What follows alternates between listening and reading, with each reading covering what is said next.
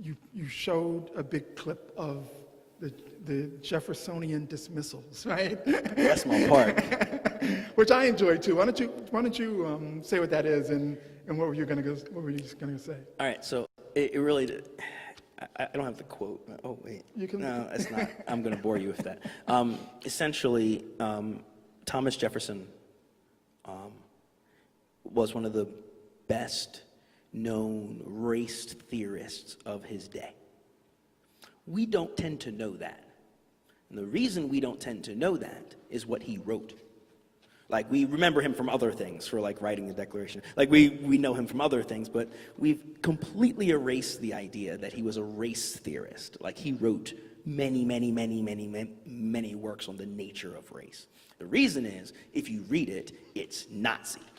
It is about as clearly Nazi as you can possibly, like, if you were to erase, if you changed, modern up the language a little bit, it's terrible. But one of the things he says, and he's actually addressing Phyllis Wheatley. He's talking about Phyllis Wheatley, the poet, black poet, enslaved, one of the first models that our brains work for white people in this country.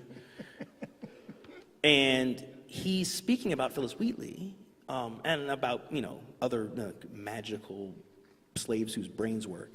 And he starts speaking about how we don't make good poetry. He says, with most races, and he directly addresses, like, I think Indians, I think Native Americans, he directly addresses them. He says, at least when they go through stuff, they struggle a lot, but when they go through stuff, at least they make, you know, good art.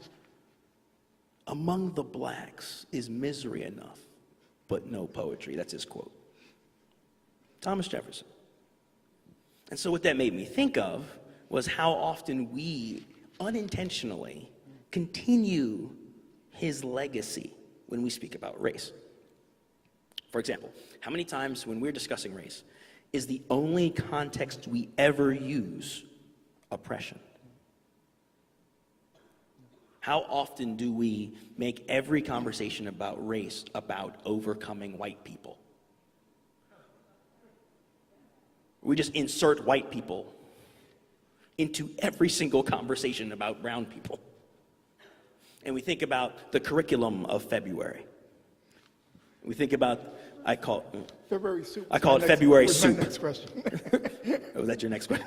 No, but go on. This is great. This is great. I call it February soup. And it is essentially this idea where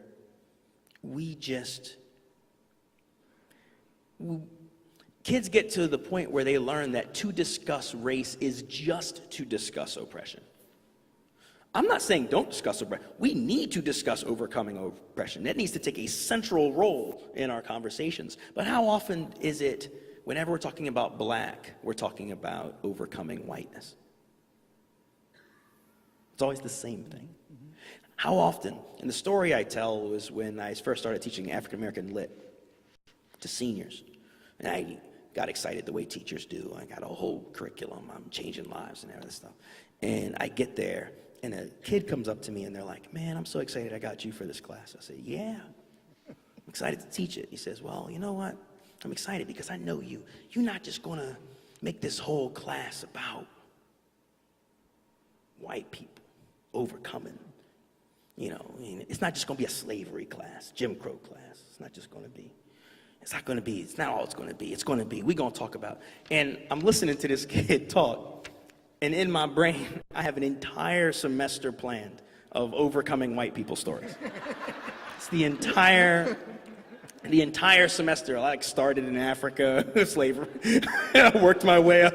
I was talking about slave revolts. I was going the entire, and I'm sitting there, yeah, you know I got you, bro. I ain't gonna, I went home and I was like, I gotta teach about jazz and hip hop now. I gotta talk about black cuisine and fashion. I have to have them read stories with black people as central characters without white people in them.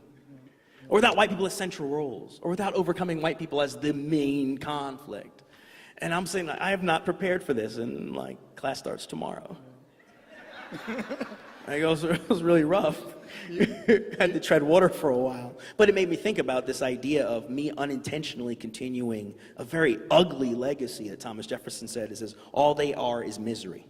That's all they are. And Du Bois talks about that when he says in the opening of Souls of Black Folk, how everyone always wants to ask me the same question. And they always frame it differently, but it's always the same question. And the question is, how does it feel to be a problem?